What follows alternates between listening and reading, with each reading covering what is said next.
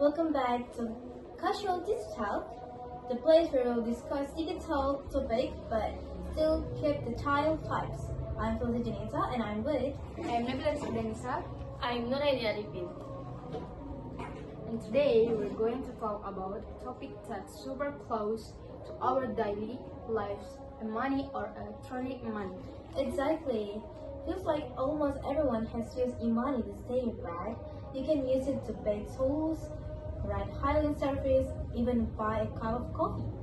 Yeah, even buying street snacks like chillok sometimes already use QRIS. That's how advanced the world is now. Okay, let's talk about the basics. What exactly is e-money? Money is basically money in digital form that's stored in an electronic system.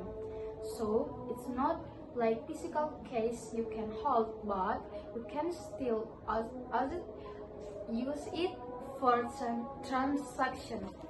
Right, and it has stored value. Examples include GoPay, Oppo, Dana, ShopeePay, and e-money cards like Flash or Mandiri e-money, which are commonly used for bus stops and toll roads. One important thing about e-money is how fast the transaction is. Just tap, scan, or click and you're done. That's what makes people more comfortable to use it.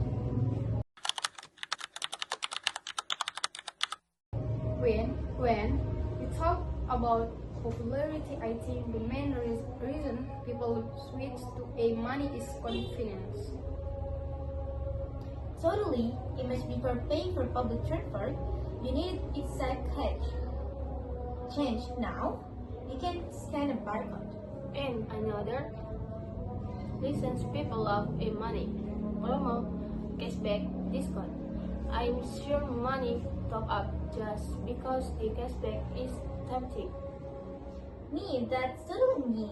But besides promos, security is also important. With e-money, you don't need to carry a lot of cash and suffer from theft.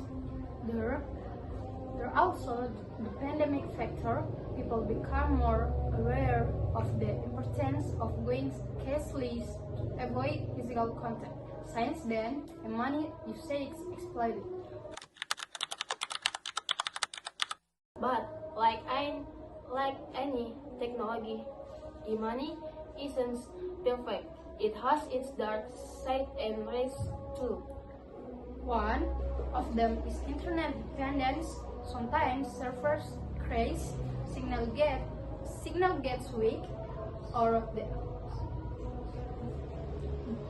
app goes in maintenance. And yeah, we can only start blankly.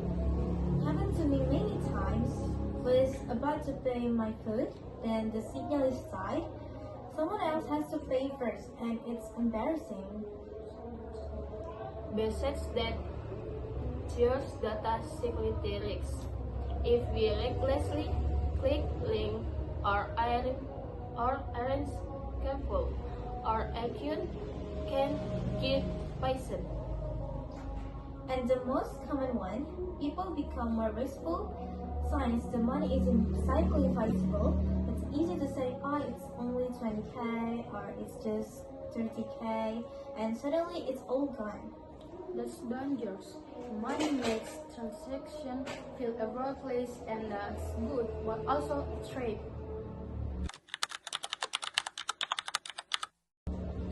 So, because it has benefits but also risks, we've got some tips so you can use e-money simply and visually.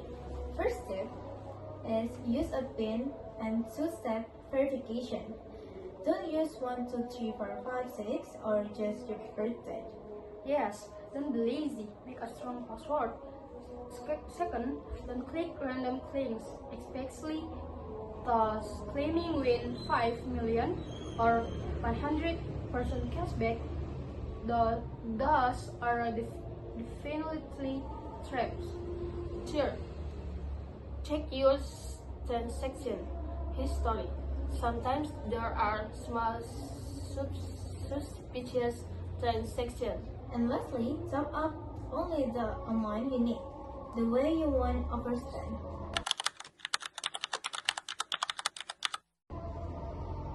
Now, let's talk about the future. What do you think money will become when? I think in the future, e-money will become the main standard for transaction.